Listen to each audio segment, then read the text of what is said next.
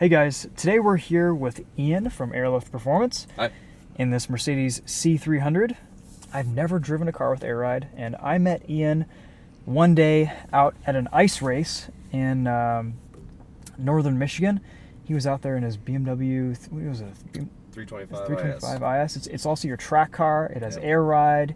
You were ice racing it on studs. I was like, I got to get to know this guy a little bit and see what they do for fun and for work. And you and kind of a group of engineers, you all drive and race your personal cars, and they all have airlift performance systems on them. So I thought that was pretty cool, because usually when you think of airlift and air ride systems, a lot of cars at shows, a lot of cars slammed in the stance scene to the ground. But the fact that these systems can also perform and kind of do it all is pretty impressive.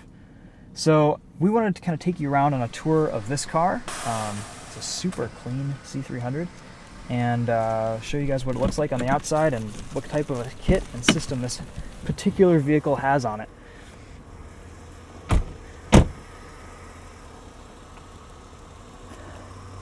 Pretty nice looking set of wheels on this.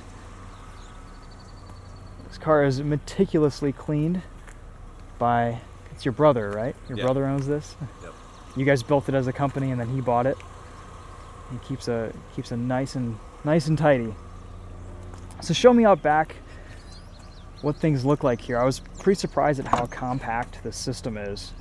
The main purpose was to keep the luggage area. So back here we have our manifold for operating the whole system. It's pretty small. It's only about this big. Okay.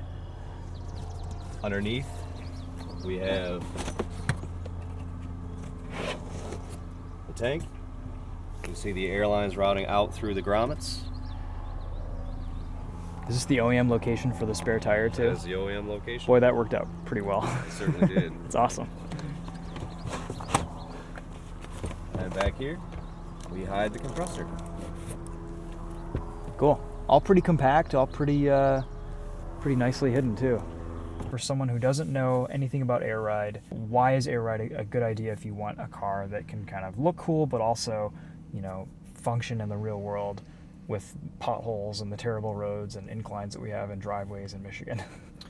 Flexibility, on the fly flexibility. So you want a lowered vehicle, but you don't want to deal with the hassle of getting into places with steep driveways, or if you come into an area that's got a lot of potholes, as you said, you can change where your ride height is. You're not worrying about your wheels to fenders. Also, you can change the stiffness of how the system is depending on how you want the vehicle to be. If you want it for stiff use, to have your wheel to tire clearance, or wheel and tire to fender clearance, you can do that. You can dial it in there. If you want it comfortable, you can have it there too. So you can have adjustable dampers. It's basically just a air spring that fits over a shock, right? Yeah. Okay. For the front of this car, it's exactly that. The rear of it, the shock is outboard of the spring, but it's all set up specifically on this chassis. Okay. And kind of depends on the application and I assume you guys make a lot of specific applications for specific vehicles, and those are all tested, and you have the mounting points and everything figured out. Mm-hmm. What are some of your most popular vehicles that people put these systems on their cars? Volkswagen definitely took us where we are today. Okay. The Volkswagen market really was the paved road for what is happening today. Another popular application is the S550 Mustang, the S197 Mustang. Those are going out all the time. Really a cool. lot of them on air, and still very capable of doing Mustang things. Cool. That's good. That's good to hear. Well, let's take this thing for a drive. I'm really curious to see how this rides and feels on the road. I mean, so right now we have it's pretty much set to stock ride height, or not stock ride height, but driving ride height, which is about, what would you say, about an inch and a half lower than stock. Yes. And my goal today with this shoot is just to kind of see how this rides and performs on the street compared to like a standard coilover setup. And I know, from the factory, these Mercedes ride pretty soft, but they're not particularly inspiring to drive. I think it's been a few years since I've driven a C300, and it definitely wasn't a manual. So we've got a little test route today.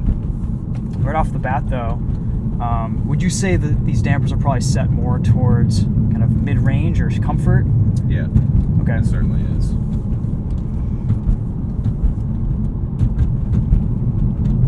And you guys also offer systems that have ride height sensors where you can still control everything on the fly. Yep. With this little remote right here. Yes. We'll get into that a little bit later.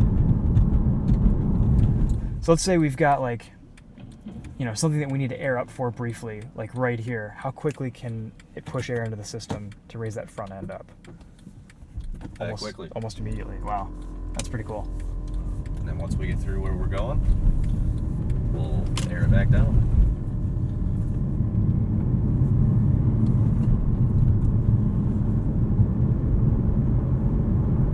There we go. So you can faintly hear the compressor back there. Yep. But it's pretty quiet. Are there dampers or anything that kind of isolates that noise? This does have a unique compressor isolator system that does help reduce some of that noise. It's not far off from what the standard components would be, though. Okay, just a few decibels here and there. Yeah. It's actually got some noise canceling brackets that I was trying out that actually Roush created. Oh, really? Okay. Yeah. Cool. And I was hoping it'd be a little bit quieter, but it did make a small change. Well, that's what manufacturers do. They're always chasing little incremental decibel improvements, and after a little while, you've got a noticeably quieter product. Yeah.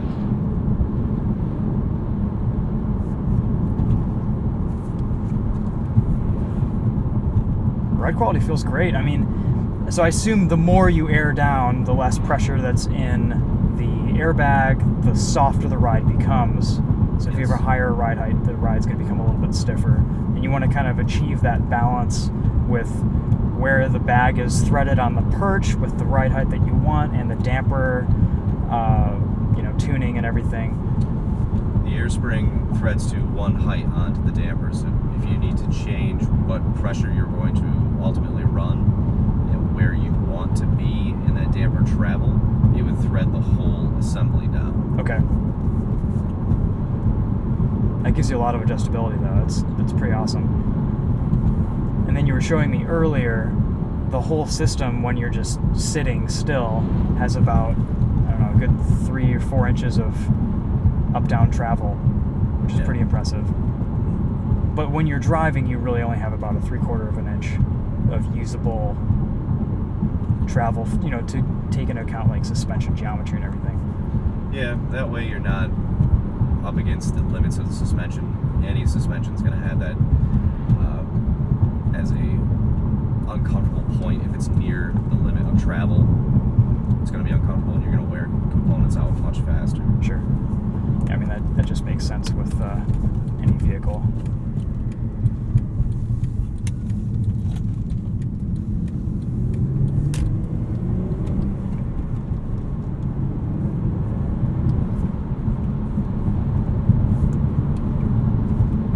It corners flat, it's tight, it feels responsive. It feels like a coilover setup that's it's got the edges, the harsh, rough edges, just kind of polished off a little bit. It's a little bit softer, but it doesn't feel like air ride in the traditional OEM sense that's really floaty, that's, you're kind of all over the place. All the air ride vehicles that I've driven have been Mercedes S-Class or Lexus or, these are luxury car applications. Factory air. Yeah, factory air. This is very, very different. It's almost like just a smoother coilover. It feels good. I like it. Also, this Mercedes for 180,000 miles drives like a champ. It's awesome. If I can just figure out where the turn signal is. Yeah, the stalks are a little interesting on this. Yeah, they are. It's okay.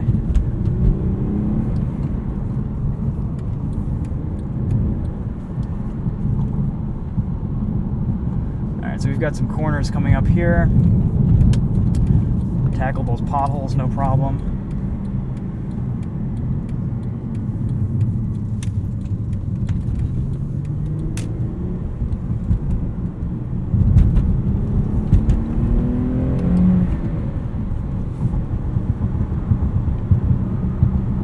It's very flat.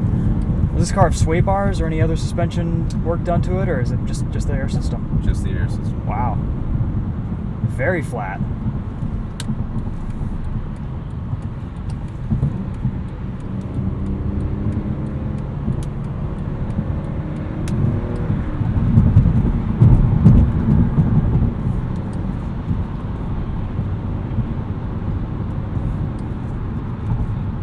It's quiet too. There's not a lot of cabin intrusion over bumps, especially considering, you know, the bushings and everything on this car have seen a lot of miles.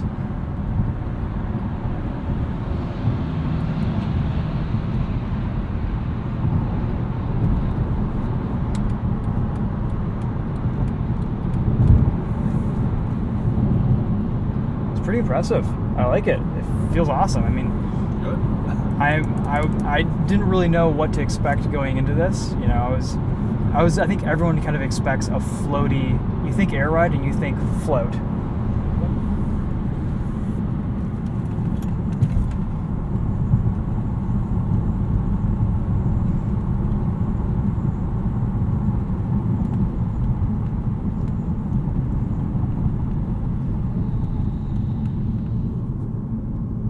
If you'd like, we can change the damping settings so you can feel how aggressive it can be.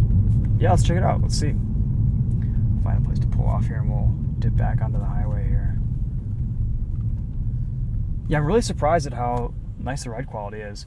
I know maybe this is why you guys are based in Michigan, but on Michigan roads, it's really hard to, with all the potholes that we have and the unpredictability of the roads from season to season, it's really hard to find a suspension system that performs and rides well and can keep your car from bottoming out and destroying itself. Is that why you guys are based in Lansing then? That's where we started. Yeah. Yeah. 1949, that's where we started.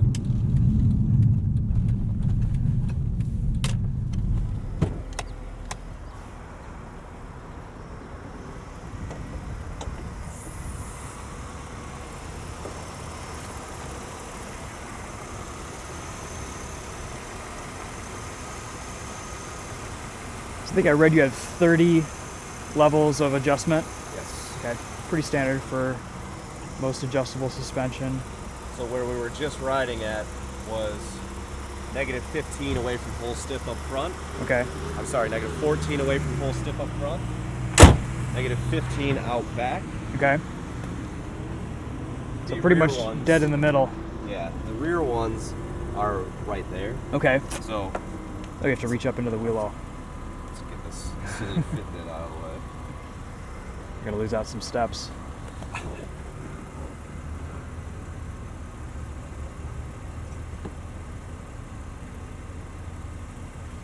All right, Is this aired all the way up right now too? that's aired up all the way in the back. So that's probably a little bit higher than stock ride height, maybe. Yeah, it is.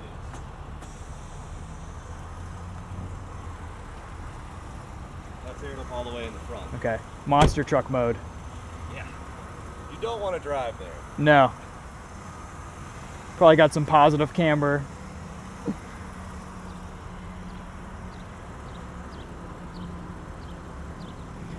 But if you wanted to in the wintertime, you could rethread everything up and raise your overall ride height. Yes, that's Okay. exactly what you would want to do, is thread it up. You don't want to just change the pressure in the air system. Sure. You want Then to you thread it maintain up. your geometry and everything. That way you're not near the limit of travel. Okay.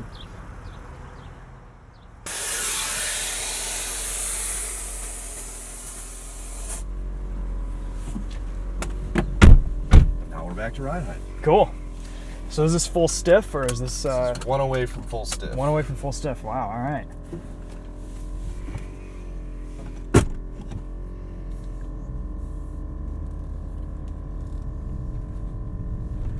You'll have to give me kind of a one-on-one on this controller here.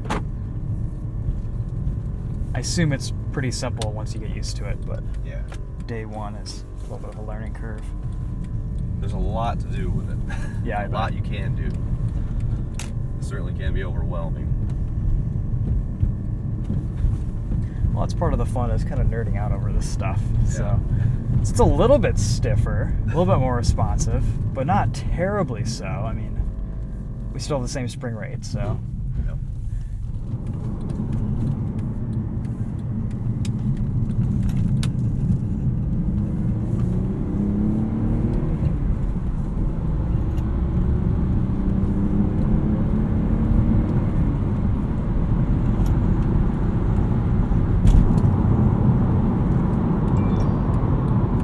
Easy. It just doesn't care. It's pretty awesome. It's funny because I've driven a lot of aftermarket suspensions in a variety of cars, and this feels like a higher end coilover setup. It's just with the edge taken off, and these systems aren't cheap, but I think you probably get what you pay for with the versatility of them, and they probably rival a similarly priced coilover setup for the performance that they deliver.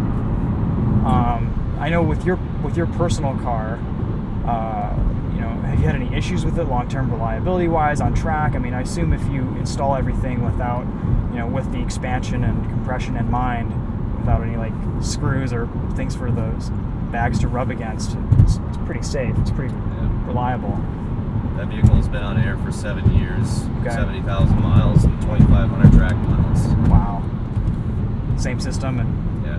cool. That's awesome.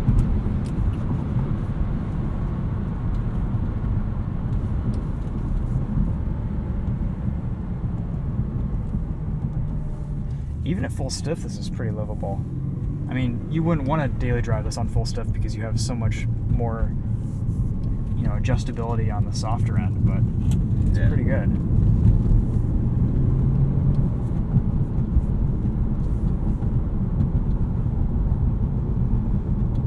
This is also kind of a nice pairing for this car, too.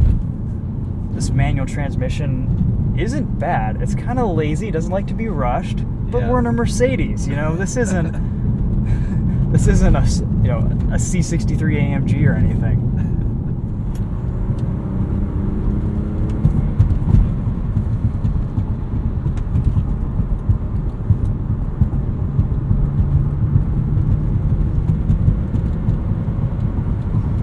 And we're still on the street today, but this car gives a lot of confidence, even at about 6-7 tenths.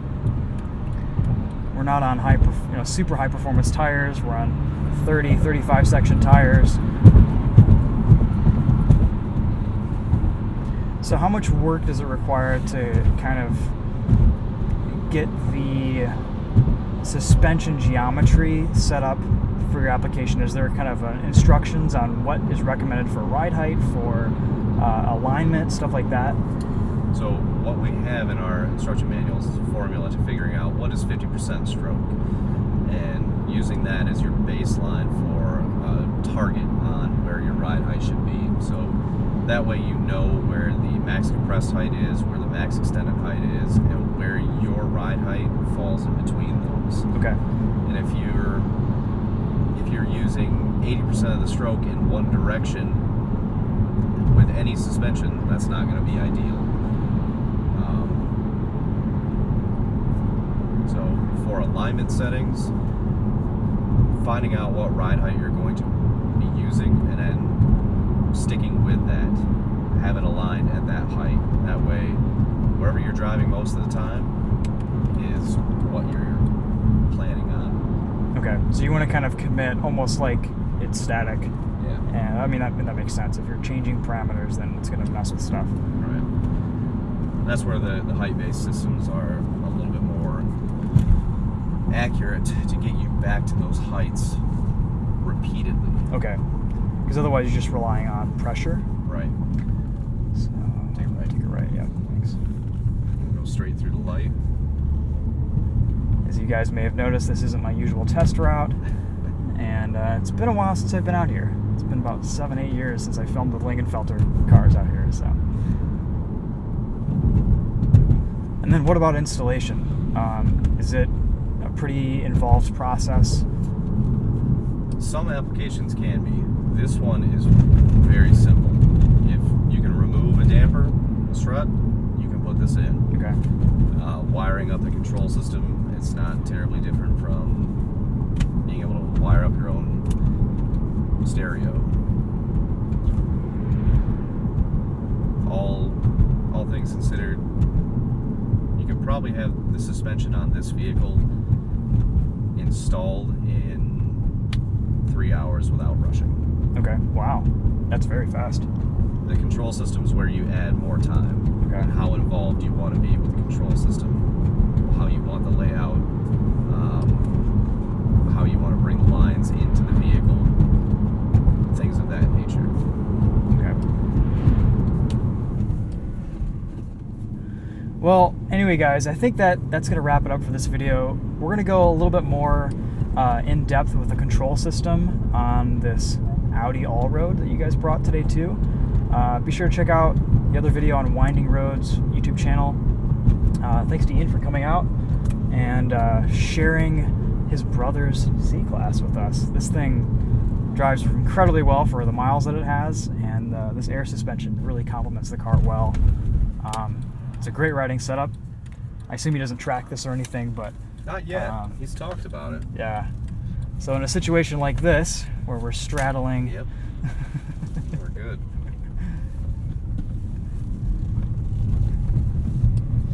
I'm sure there's all sorts of creative mounting solutions for the controller and stuff too. I left that out there for him to decide how he wanted it. Yeah. And he hasn't changed it. There you go.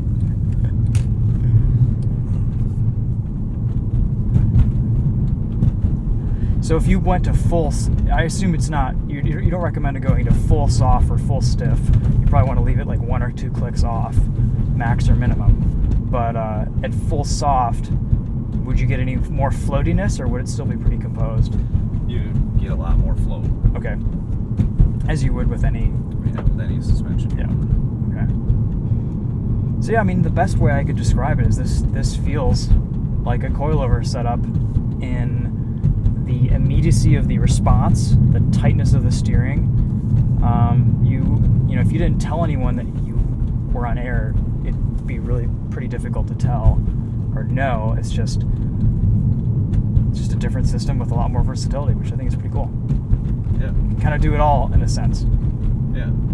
If you have a dedicated track car that you are absolutely dead set on doing only that, get a dedicated track suspension. If you are going to have something that you're going to use all over the place, this is an option for you.